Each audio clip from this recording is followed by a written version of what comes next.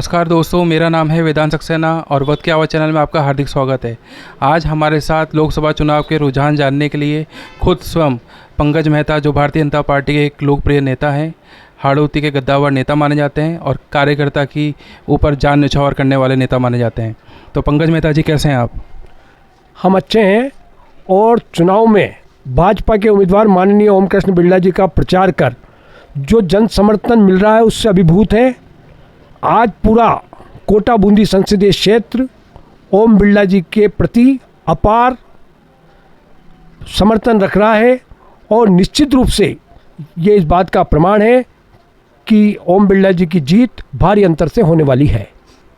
Sir, जैसा कि हम सब लोग जानते हैं कि पिछले 10 सालों से ये मुकाबला एक तरफा हुआ करता था।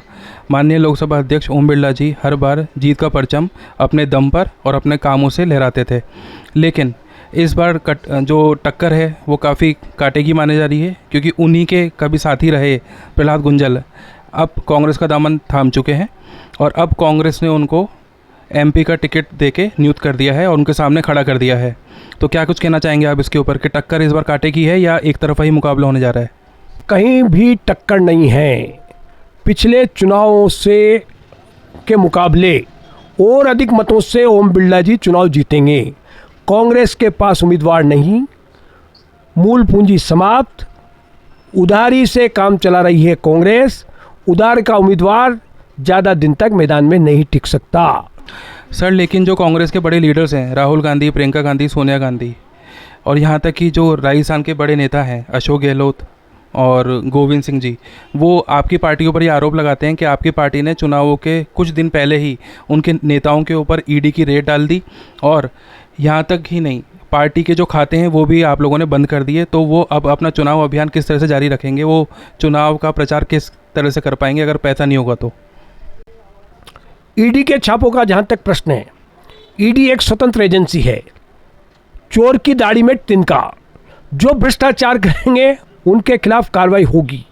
अगर आप निष्कलंक हैं, आपने कुछ गलत नहीं किया, तो डरने की कहीं से कहीं तक जरूरत नहीं। लेकिन जिनके पांव कमज़ोर हैं वो डर रहे हैं। जिस तरह से पेपर लीक का मामला उजागर हुआ है और जिस तरह से राजस्थान के लाखों बेरोजगार नौजवानों के भविष्य के साथ खिलवाड़ हुआ है, आज कार्रवाई हो रही है, चयनित थानेदार गिरफ्तार हो रहे हैं फर्जीवाड़े में। मैं समझता हूं कांग्रेस क्यों डर रही है। अगर आयकर के मामले में आप प्रक्रिया का पालन नहीं करते हो तो दोष किसका है? दोष तो खुद का है। कांग्रेस को आत्मचिंतन करने की आवश्यकता है। आज कांग्रेस का आला कमान बिल्कुल प्रभावहीन है और कांग्रेस नहीं रही है। कांग्रेस अपने अस्तित्व को खो चुकी है और आज जिस तरह का वातावरण है पूरे देश में राममय मोदीमय है। सर, एक आरोप आपकी पार्टी के ऊपर अभी यहाँ के जो स्थानीय लोग हैं वो ये लगा रहे हैं कि आपके जो पार्टी के उम्मीदवार हैं माननीय लोकसभा अध्यक्ष ओम बिरला जी, वो खुद के चेहरे पे चुनाव लड़ने के बजाय मोदी के चेहरे पे चुनाव लड़ रहे हैं। इस पर आपका क्या कहना है? जो लोग कह रहे हैं उनकी बुद्धि पर मुझे हंसी आ रही है। बिरला जी उम्मीदवार हैं, बिरला जी का कार्यकाल का उपलब्धियों भरा है। सर, कोई सी 3 ऐसी उपलब्धियां आप हमें गिनवा सकते हैं जो उन्होंने हाड़ौती की जनता के लिए पिछले 5 वर्षों में करी हैं?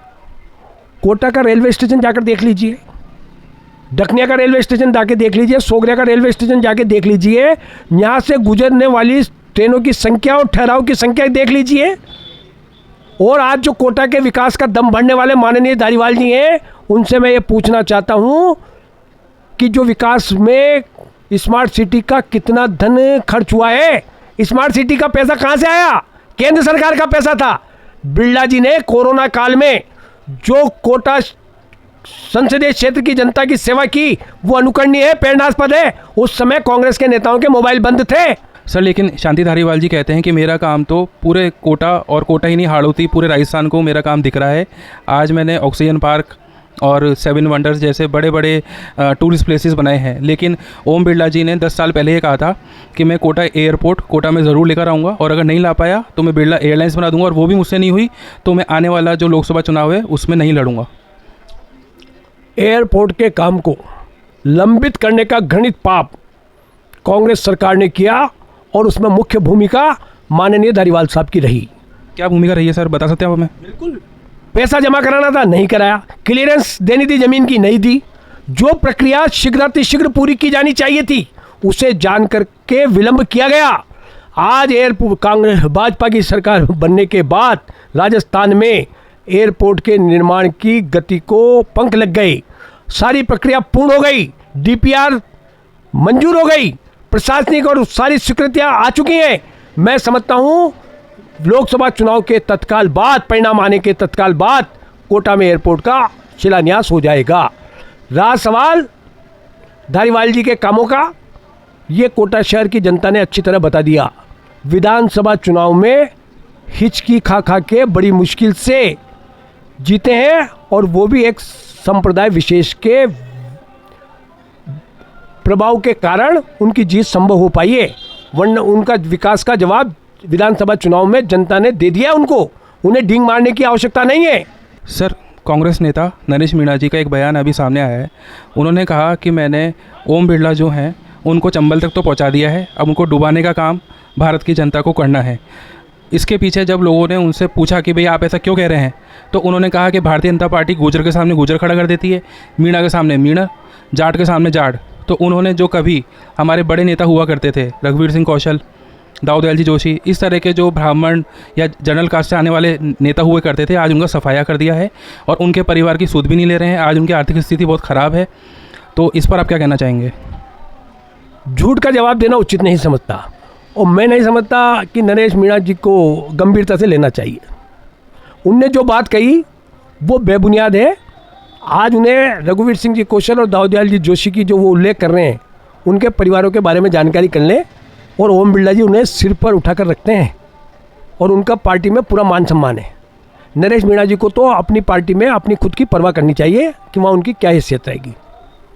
सर, एक आखिरी सवाल मैं आपसे करना चाहूँगा कि 40 साल तक भारतीय जनता पार्टी और संघ की तन मन धन से सेवा करने के बावजूद और हाड़ौती क्षेत्र को लाड़ प्यार से पालने के बावजूद प्रहलाद गुंजल को धीरे धीरे दरकिनार कर दिया गया और फिर उन्होंने आखिर में अपनी पार्टी छोड़कर कांग्रेस का दामन थाम लिया। इस पर आप क्या कहना चाहेंगे?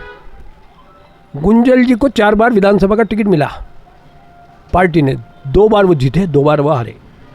पार्टी ने उन्हें पूरा मान सम्मान दिया और गुंजल जी ने कोई पहली बार पार्टी छोड़ी है क्या? इतिहास देखो ना भैया। पहले इंडोली से लड़े थे एक बार, वो निर्दलीय लड़ लिए, बसपा से में चले गए, लोहे में चले गए। उनका इतिहास है और आदमी को राजनीति में महत्वाकांक्षी होना चाहिए, लेकिन मेरी समझ से अति महत्वाकांक्षी नहीं होना चाहिए।